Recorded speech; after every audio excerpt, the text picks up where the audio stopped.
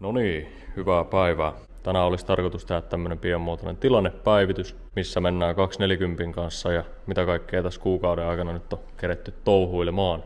Katsotaan vähän autoa tarkemmin läpi, kaikki viimeisimmät asiat mitä tähän on tehty ja jos jotain suunnitelmia tulee mieleen, niin lisäilen niitä sitten johonkin väliin. Mut joo, auto on nyt huuhdeltu ja tallia on vähän siivottu, niin lähdetään pidemmittä puheitta kiertään autoa ja katsotaan mitä sille kuuluu nykyään. Voisi lähteä tosiaan näistä korinosista ja muutoksista liikkeelle, eli mitä tälle ulkonäköpuolelle on tehty. Lähdetään keulasta kiertään, eli kirkkaat vilkut tuli laitettua tuon keulaan ja samoin myös nuo sivuvilkut vaihtui samalla kirkkaisiin. Sitten koska tämä on GL, niin tässä on alun perin kaikki listat kromiset. Ne tuli sitten maalailtua mustaksi tumman teeman toivossa ja näyttää se nyt hieman paremmalta. Myös tuulilasin takalasin listat maalailin. Niitä nyt ei mitenkään kovin rankalla kädellä on maalattu, eli saa jollain tinnerillä varmasti vielä kromit takas, mikäli niin haluaa. Nuo valojen listat kans vedin samalla. Ainoa mitä ei ole nyt maalattu on toi ruutumaski, se täytyisi tosta siistiä vielä. Ja ruutumaskille tein tosiaan semmoset jatkolatat, että se tulee nyt ton konepellin kanssa tasan. Toi on tosiaan flathoodin maski, niin se ei kovin nätisti asetu ilman muokkauksia. Tässä nyt on tällä hetkellä ihan perus 15-set drakot nastoilla. Joka nurkassa on 25 milliä lättyä välissä. Ennen näitä tässä oli yhdet 16-set levipellit. Voin lisätä kuvan tähän väliin. Niistä tuli nyt luovuttua ja ennen niitä oli vielä yhdet JR11-set. Tämmöiset on nyt talvivanteena. Pientä pappaluukkia. Tuli laikattua samalla tätä hieman kun levipellit laitoin alle. Otin muistaakseni eestä kierroksen pois ja takaa sitten 1,5. Sitten jossain kohtaa kun totesin, että takapää jäi aika löysäksi, niin laitoin suoraan kuormajouset ja laikkasin sopivaan mittaan. Takavaloista toisen kerkesin jo vetämään kaiteeseen, eli pikku täppi otettiin tuossa ensilumilla. Onneksi sattui just tämän puolen takavalo olemaan tuossa hyllyssä, niin laitoin suoraan uuden tilalle. Takalasin tummentelin tuossa jokunen aika sitten ja ihan siisti tuli omaksi tekeleeksi. Kontissa ei sitten olekaan mitään sen kummempia tällä hetkellä. Ainoat muutokset mitä on tehnyt, niin vähän kontin pohjaan laittanut mattoa kiinni ja jotain pisteosia ja muoveja laittanut paikalleen. Kaikki passosetit on oikeastaan myyty pois tieltä, kun keskityttiin tuohon tekniikan päivitykseen, niin jossain kohtaa sitten tulee ehkä uutta tilalle. Sisällekin on pieniä muutoksia tullut. Penkit on edelleen samat 850 kangasjakkarat. Pitäisi noin 240 jonkunlaiset penkit hommata tuohon tilalle, niin olisi paljon paremman näköinen. Ja ne on ostoslistalla vielä. Vanhat väljät pioneerit vaihoin 525 Ground Zero Erkka-sarjaan. Ovikajarit ja tuolla on diskantit ja sitten niillä on jakosuotimet tuolla kojelaudalla piilossa. Kytkin remontin tein tuossa kuukausi takaperin ja samalla tuli laitettua tommonen short shifteri tonne. Tää on jonkunlainen valmis tekele, mitä on sitten joku muokannut. Tuossa on omat plussat ja miinuksensa. Se on suhteellisen tommonen rimpula. Ja tuo pakkilukon tanko pitää aivan vitullista meteliä ajossa. Ahtopainemmittari on päivitetty. Ja no, mittariston valot tuli vaihdettua. Siinäpä oli aika lailla nyt kaikki, mitä tähän on tähän mennessä tehty, paitsi tekniikka. Eli siirrytään seuraavaksi tonne konehuoneen puolelle. Mä oon jopa jaksanut hinnat kirjoitella ylös ihan vaan sitä varten, jos jotain kiinnostaa tehdä samanmoinen setti, niin millä budjetilla onnistuu ja sitä rataa. No joo, konehuonehan on kokenut nyt kaikista isommat muutokset ja päivitykset. Ja tossa tuli viikonloppuna tosiaan nostettua vanha moottori pois keulilta ja kuukauden aikana haalitut osat tuli sitten niputettua yhdeksi moottoriksi ja se tiputeltiin tänne sitten paikalleen. Ja vanha moottorihan löytyy tästä selän takaa moottoripukista. Tässä on P200F, mikä tässä oli jälkiahdettuna. Yksinkertaisesti lähti vaan paremman moottorin tieltä. En tiedä vielä tämän moottorin kohtalosta. Lyön todennäköisesti sen myyntiin ja jos ei mene kaupaksi, niin puran siitä itselleni kaikki tarpeelliset ja teen sitten lohkosta vaikka sohvapöydän. Ja sitä rataa. Ajattelin nyt tähän videoon niputella oikeastaan kokonaisen listan osista ja pyöristetyistä hinnoista, mitä mulla tämän rakentamiseen meni. Niin jos jotain kiinnostaa, niin voi sitten itse kasailla samanmoisen budjetilla ja näin. Koko projekti lähti siitä liikkeelle, että tuli haettua lähes kokonainen P230 FK sumullinen alakerta. Siinä oli lohko, veivit, männät, kampura ja muuta sälää ja sitten otin vielä 2 530 kantta kyytipojaksi. Sitten samaan aikaan kun mä rupesin valmistelemaan sitä FK-lohkoa itselleni maalailua ja kasailua varten, niin pomppas toriin myyntiin todella halvalla tämmönen ei-öljysumullinen P230 FT:n lohko, kampura ja öljypohja.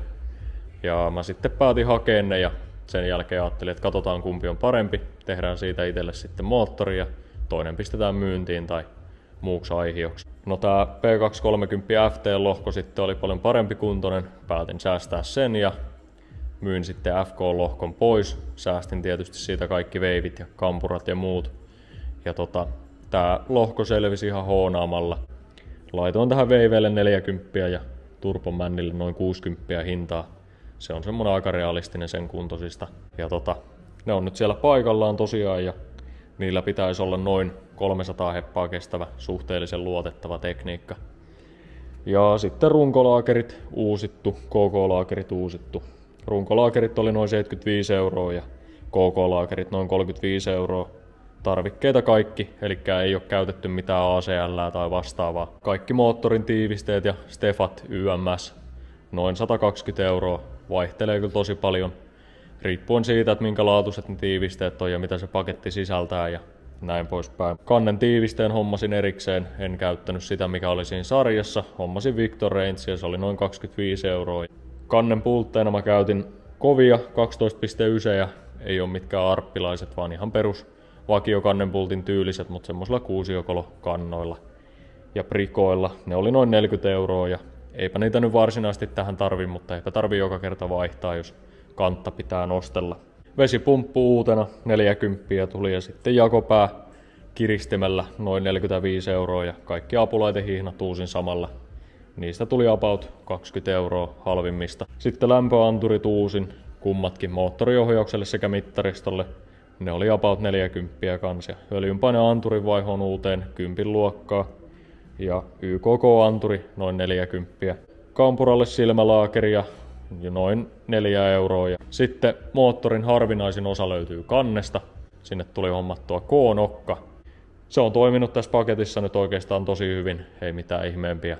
Virranjakajan osat tuli samalla uusittua, eli virranjakajan kansi ja pyöriä yhteensä 35 € ja tulpan johdotkin uusin samalla, ne oli 25 € jotkut tarvikkeet. Tulpat oli vähän reilu parikymppiä ja sitten kokonainen kansi mikä tuli niin maksoi 50 €.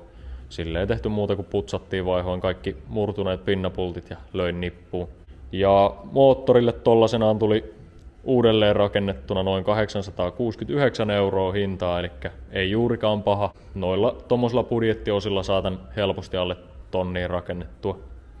Ja mainitsin tuosta kytkin remontista, eli tässä oli vakiokytkin kun tämä auto mulle tuli ja se alkoi lähes heti luistamaan. Niin tuossa kuukausi takaperin tuli revittyä laatikko tästä alas ja vaihoin sinne sitten SR 763 ja D-kun massalevyn. Levy oli lähes uuden veronen ja eipä sillä asetelmallakaan kauheasti ollut ajettu. Niistä mä maksoin yhteensä 100 €, eli tuli yhteensä 969 €, eli alle tonniin selvittiin kaikella moottoriin ja voimansiirtoon liittyvällä. Aika hyvällä budjetilla saatiin kokonainen moottori tehtyä uusiksi ja nyt tällä on ajettu noin 200-300 kilsaa tällä uudella moottorilla ja ilman ongelmia. Tuohon budjettiin helppo rakentaa johonkin talviautoon tai vaikka kesäautoon noin 300 heppaa kestävä, suhteellisen luotettava moottori, kunhan sen tekee järjellä ja fiksusti. Moottori ympärillä sitten mitä on, niin siinä on perus Turbon vakio pakosarja ja siinä on Mitsun 16T 7 pesällä ja 3 tuuman downpipe jatkuu sitten auton alla 2 puolikkaana perälle asti ja siellä on 1 läpivirtaava vaimen. Ja 3 tuuman imuputkea suodattimella ja 2 tuuman ahtoputket ja tuolla on osa sitten 2 puolikasta ja immu on painepuolella.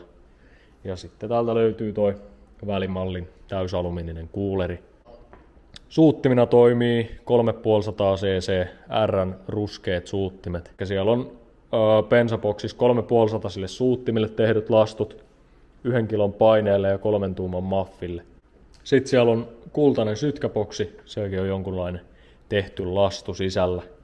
Näillä tuntuisi toimivan oikein hyvin. Yksi sulakeli tässä välissä oli jo 0,5, repii vielä ihan iloisesti perää irti. Alkaa vähän hirvittää ton laatikon puolesta, mutta se menee sitten kun se menee.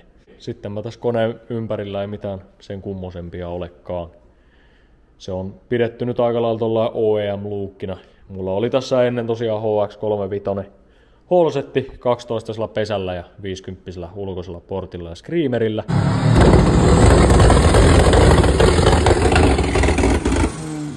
Moni tuolla TikTokin puolella kyseli, että mikä tekniikka, niin siihen aikaan oli sellainen. Mut joo, semmonen pikku pätkä tähän väliin.